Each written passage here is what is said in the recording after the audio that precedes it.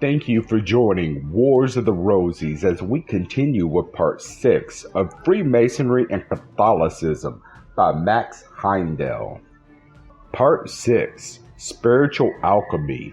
When we expose a piece of iron to the air, the oxygen contained in the latter element oxidizes the iron and in time disintegrates it. This process is commonly known as rusting. The blood comes in contact with the air every time it passes through the lungs, and as a needle is drawn to a magnet, so does the oxygen of the inspired air coalesce with the iron in the blood. A process of combustion takes place which is similar to the rusting or oxidation we observe in the iron exposed to the air. The ether contained in the dense fiber of wood, after the latter has undergone combustion in a stove, passes outwards through the iron in the form of semi-invisible heat waves vibrating at different velocities according to the degree of heat in the furnace. So the spiritual vibration generated by the combustion of oxygen and iron in the physical bodies and colors are invisible vehicles according to their vibratory pitch.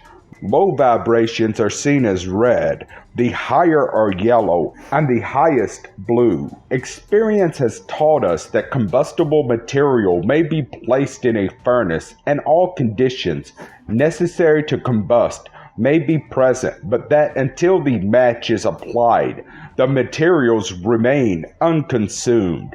Those who have studied the laws of combustion know also that a forced draft carries with it great qualities of oxygen which is necessary to obtain heat from fuel containing much mineral. The reason for this condition lies in the fact that minerals, being the lowest in the scale of evolution, vibrate at a correspondingly slower rate than the plant, animal, or man. It requires a maximum effort to rise their vibrations to such a pitch that combustion may liberate their spiritual essence, and oxygen is the accelerator in this process. Were the same amount of oxygen supplied to good vegetation, fuel which naturally vibrates at a much higher rate than mineral, the furnace would be in danger of destruction because of the intensity of the heat generated.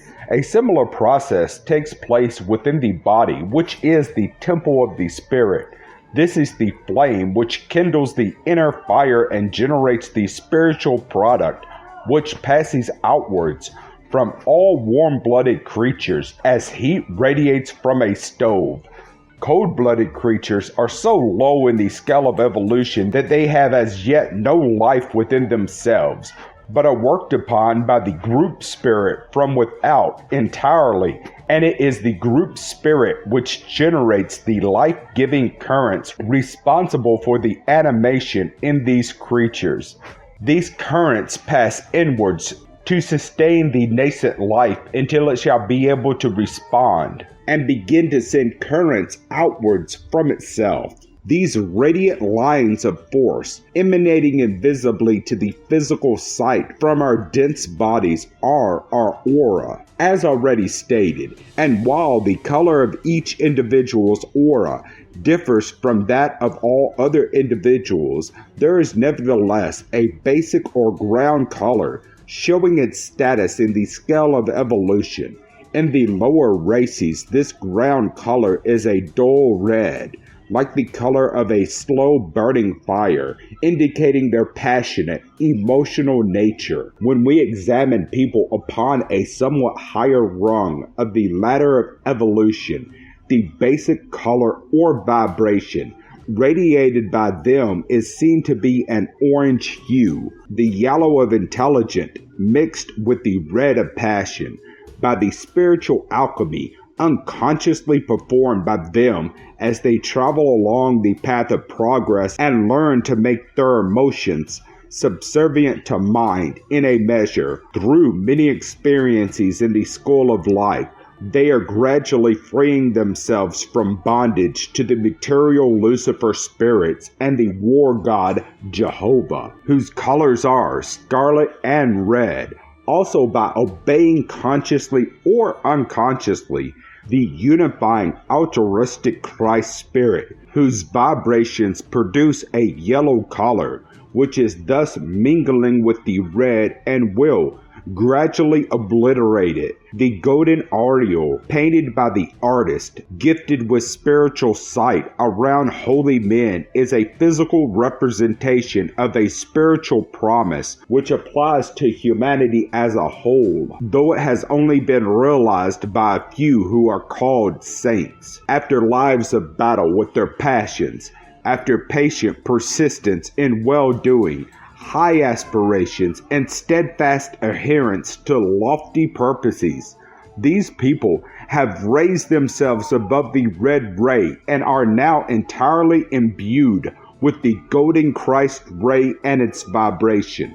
This spiritual fact has been embodied by medieval artists gifted with spiritual sight in their pictures of saints whom they represent as surrounded by a golden aureole, indicating their emancipation from the power of the Lucifer spirits of Mars, who are the fallen angels, as well as from Jehovah and his angels, who belong to an earlier stage of evolution and are the warders of natural and race religions. The Lucifer spirits find expression in the iron in our blood.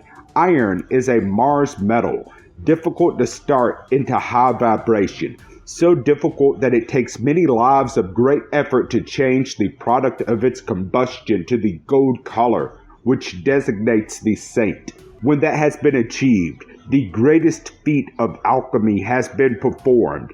The base metal has been changed to gold. The wonderful alloy of the molten sea has been made from the dross of the earth. All that then remains is to pull the plugs and pour it. The natural gold color is the Christ ray, finding its chemical expression in the oxygen, a solar element, and as we advance upon the path of evolution towards universal brotherhood, even those who are not professedly religious acquire a tinge of gold in their auras due to the higher altruistic impulses common to the West. Paul speaks of this as Christ being formed in you. For when we have learned to mix the alloy by spiritual lives, when we vibrate to the same pitch as He, we are Christ-like, ready, as said, to pull the plugs of the crucibles and to pour the molten sea. Christ was liberated on the cross through spiritual sinners located where the nails are said to have been driven, and elsewhere. And one who has prepared the molten sea is also instructed by the teacher how to pull the plugs and soar into the higher spheres, or, as the Masonic saying is, to travel in foreign countries. This is in harmony with the dictum of Christ that to become his disciple, one must leave father and mother. That is one of the hard sayings of the gospel, and generally misunderstood because it is taken to refer to our physical father and mother in the present life, whereas in the esoteric point of view, something very different was intended. To get the idea, let us once more call to mind that the Lucifer spirits, by the introduction of iron into the system, made it possible for the human ego to become an indwelling spirit. But continued oxidation of the blood renders the body undesirable as a habitation in time, and death ensues. Therefore, though the Lucifer spirits helped us into the body, they are also truly the angels of death. And the progeny of Samael and Eve are subject thereto, as well as the children begotten by her and Adam. For all are flesh. The sun is the center of life and rules the life-giving gas we know as oxygen, which coalesces with the mineral iron. Therefore Christ, the Lord of the sun, is also the Lord of life. And when by spiritual alchemy, as has been explained, we become like him, We are immortal, and thus we leave our father Samael and our mother Eve, and death has no more dominion over us. That does not mean that death may not happen to the body of such people, but the body is entirely under their control, and a body used by such people usually lasts for many hundreds of years, unless it becomes expedient to take another one. Then, by the same process of spiritual alchemy, they are able to create an adult body for themselves and to leave the old body, which they desire to discard, for the new one which they have made previously and fitted to serve their purpose. The question will now probably arise in the reader's mind: how can an initiate create such a new adult body, ready to wear, before he relinquishes his old one? The answer to this question involves an understanding of the law of assimilation. But it should be said in the first place that no one who has just become aware of the spiritual world and perhaps learned to function in the soul body only recently is capable of performing this feat. This requires a vastly more spiritual development, and only those who are very high in the scale of initiation at our present time are able to perform this feat. The method is, however, said to be as follows. When food is taken into the body of anyone, be he adept or ignoramus, the law of assimilation is that he must first overpower each particle and conform it to himself. He must subdue and conquer the individual cell life before it can become part of his body. When this has been done, the cell will stay with him for a longer or a shorter time according to the constitution and place in evolution of the life that dwells within it. The cell composed of tissue that has once been incorporated in an animal body and impenetrated by a desired body has the most evolved cell life. Therefore, this life quickly reasserts itself and leaves the body into which it has been temporarily assimilated. Hence, one who lives upon a flesh diet must replenish his food supply very often. Such material would therefore be unsuitable for the purpose of building a body that has to wait for some time before the adept enters it. Food consisting of vegetables, fruits, and nuts, particularly when these are ripe and fresh, is impenetrable by a great deal of the ether which composes the vital body of the plant. These are much easier to subdue and to incorporate into the polity of the body. Also, they stay much longer there before the individual cell life can assert itself. Therefore, the adept who wishes to build a body ready to wear before he leaves the old one, naturally builds it on fresh vegetables, fruits, and nuts, taking them into the body which he uses daily, where they become subjected to his will, a part of himself. The soul body of such a man is naturally very large and powerful.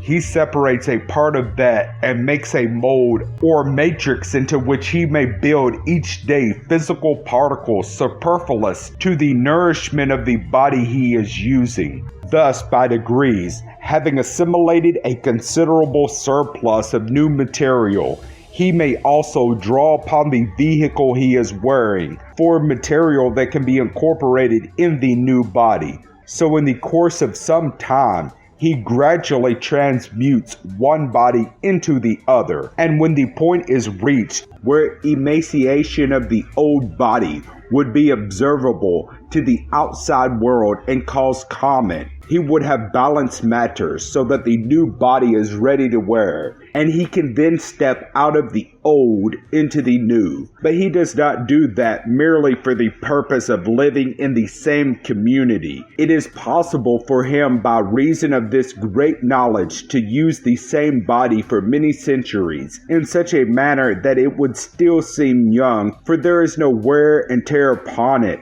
such as we ordinary mortals cause by our passions, emotions, and desires. But when he does create a new body, it is always, as far as the writer knows, for the purpose of leaving the environment in which he is at that time and taking up his work in a new place. It is by reason of this fact that we hear men like Cagliostro, Saint Germain, and others who one day appeared in a certain environment, took up an important work, and then disappeared.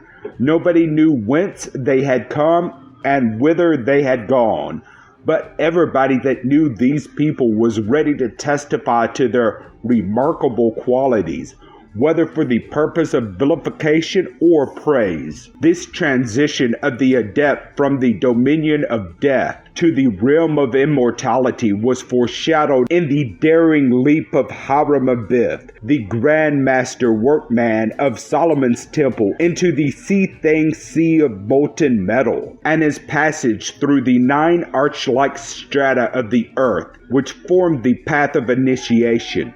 Also, in the baptism of Jesus and the subsequent descent from Golgotha into the subterranean region where his vital body is still kept, awaiting the day of final egress of the Christ Spirit at the second advent.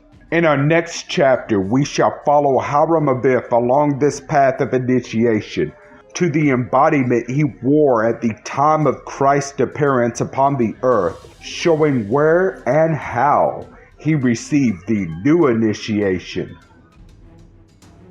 Thank you for watching, and please don't forget to share, like, subscribe, and comment. And if you can, please consider donating to Wars of the Rosies. Links to PayPal and Patreon are in the description. Thank you so very much.